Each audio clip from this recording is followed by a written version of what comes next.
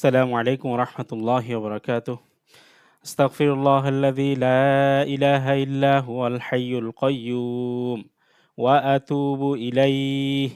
اللهم صل على محمد.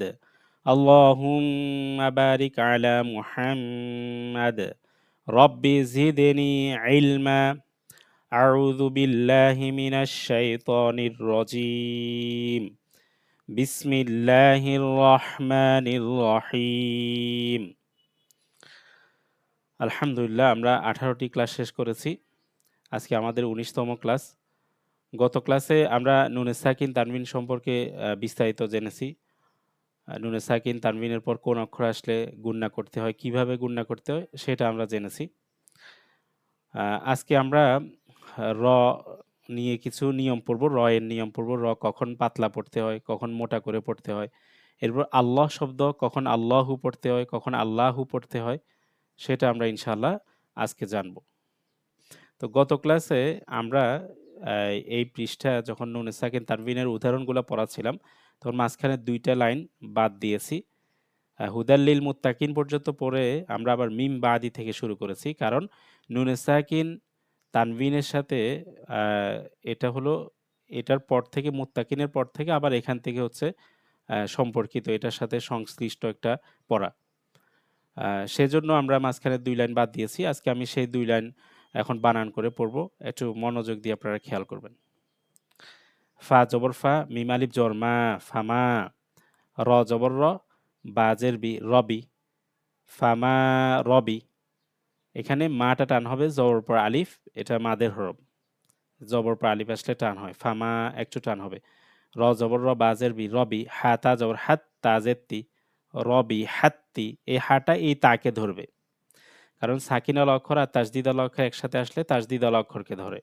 তাহলে হাতা জবর হাত, তা জেত্তি, রবি হাত্তি। জিম আলিফ জবর যা, তিজা। রবি হাত্তি যা। র জবর র, তিজা র। তা পেশ তু, তিজা রতু। হামিম পেশ হুম, তিজা রতু হুম। যা এটা টান হবে জবর পর খালি আলিফ। জবর পর আলিফ আসলে সেটা মাদের হরফ এবং টান হয়। তিজা, তিজা রতুহুম। রবি হাত তিজা রতুহুম। ফামা রবি হাত তিজা রতুহুম। হামজা জবর আ, নুন দদ যে নিদ, আনিদ। রবা যে রিব, আনিদ রিব। যেহেতু দদ মোটা অক্ষর, সেজন্য একটু মোটা করে পড়তে হবে। আনিদ এভাবে পড়তে হবে। আনিদ রিব, বাজের বি। আনিদ রিব্বি, এই বাকে ধরবে, এটার উপর তাসদিদ আছে। আনিদ রিব্বি। আইন জবর আ, সদ আলিফ জবর স, আস। কাব জবর কা, আস কা। আনিদ রিব্বি আসকা। এটা রবা জের রিব, বা জের বি। আইন জবর আ, বি আ। সদ আলিফ জবর স, বি আস। কাব জবর কা, বি আস কা। আনিদ রিব বি আসকা। কাফলাম জবর কাল, বি আসকাল। হা জবর হা, জিম জবর যা, হাজা। রজের রি, হাজারি, হাজারি। আনিদ রিব বি আসকাল হাজারি। ওয়াও জবর ওয়া, কফ আলিফ জবর ক, ওয়া ক। লাম ত জবর লাত, ওয়া ক লাত। ত আলিফ জবর ত, হামজা জের ই, ত ই। ফা জবর ফা, ত ইফা। তা দুই পেশতুন, ত ইফাতুন। এখানে ত জবর পর আলিফ তো এমনিতেই টান হয়, বাকি এই চিহ্নটা থাকলে 4 আলিফ টেনে পড়তে হয়। 5 থেকে 6 সেকেন্ড টেনে পড়তে হয়। এটা ইনশাআল্লাহ সামনে আরো আসবে। তো এটা আসলে, এই মোটা চিহ্নটা আসলে 4 আলিফ টেনে পড়তে হয়। তাহলে ওয়া ক, ক জবর পর আলিফ আছে, এটা টান হবে, আবার এটা 4 আলিফ টান হবে। ওয়া ক্বালাত, লামটা তকে ধরবে, যেহেতু তাসদিদ আছে ত এর উপরে। সাকিন আল অক্ষর আর তাসদিদ আল অক্ষর একসাথে থাকলে তাসদিদ আল অক্ষরকে ধরে। ওয়া ক্বালাত তাইফাতুন। হামজা জের ই, ফা জবর ফা, তাইফা। তা দুই পেশতুন, তাইফাতুন। ওয়া ক্বালাত তাইফাতুন। হামজা জ জের ইজ, জ জবর জ, ইজ জ, লাম মিম জবর লাম, ইজ লাম, তা মিম পেশ তুম, ইজ লাম তুম। হামজাটা জ কে ধরবে, জাল এবং জ একসাথে আসছে, জ এর উপর তাজদিদ আছে, তাজদিদ আল অক্ষরকে ধরবে, ইজ লাম তুম। হামজা পেশু যে মিয়াজের জি, উজি, এখানে জেরের পর জজমালা ইয়া মাদের হরফ টান হবে, উজি।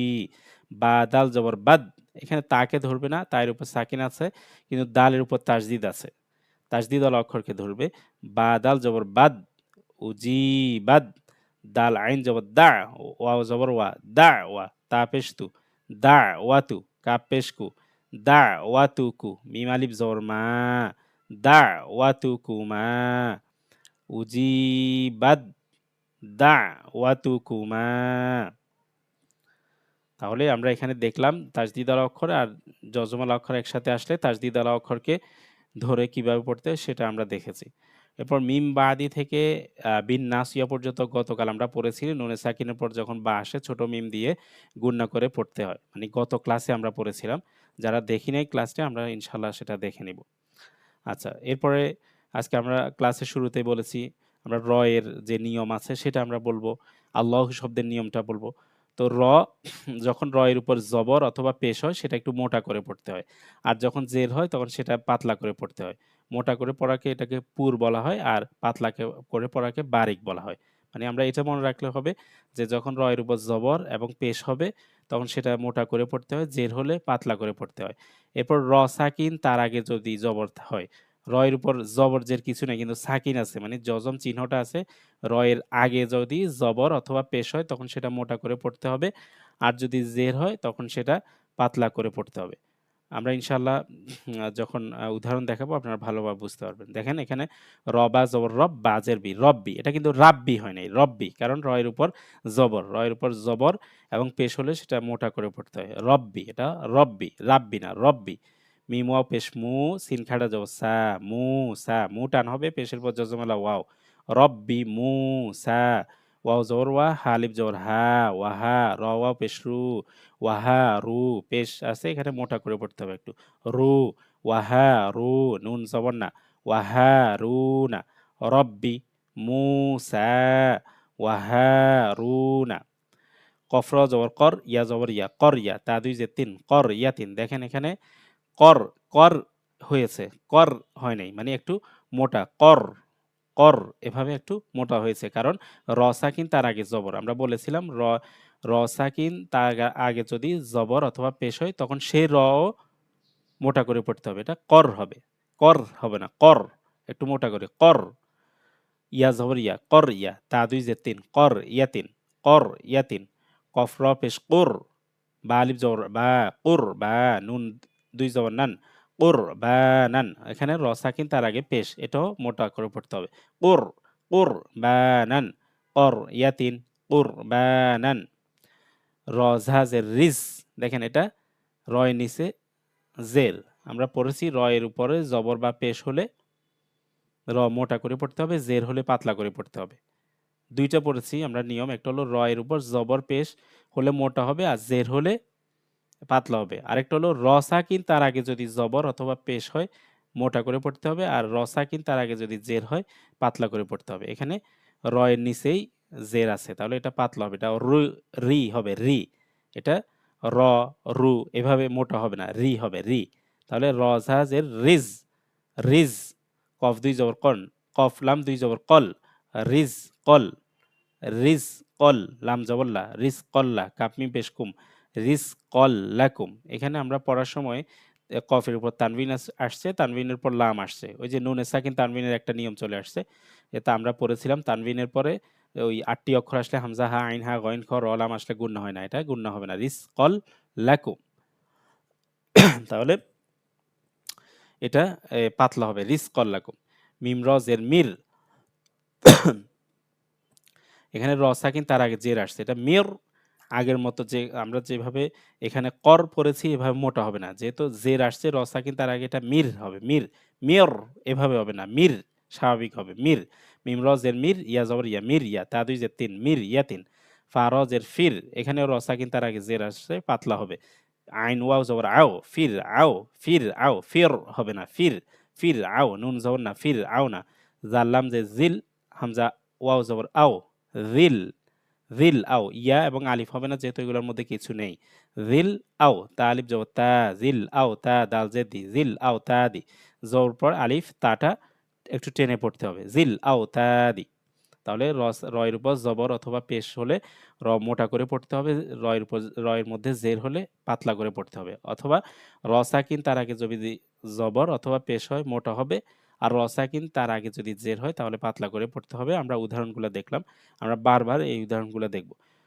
তাহলে এটা মির ইয়াতিন, এটা ফির আওনা, ফির আওনা, ফের এভাবে হবে না। যদি এখানে যদি আপনার র এর মধ্যে মোটার জায়গায় যদি পাতলা হয়ে যায় কখনো, তাহলে এত বেশি সমস্যা হবে না। যে আপনি ফির মির এর জায়গায় মির এভাবে পড়ে ফেলছেন, মোটা পড়ে ফেলছেন, তাহলে সমস্যা হবে না। তবে এটা পড়ার সৌন্দর্য, এটা এভাবেই পড়তে হবে, এটা এভাবে পড়ার চেষ্টা করতে হবে। এটা জের আসলে পাতলা হবে যেমন মির ইয়াতিন, আর জবর আসলে অথবা পেশ আসলে মোটা হবে যেমন কর ইয়াতিন কুরবানান।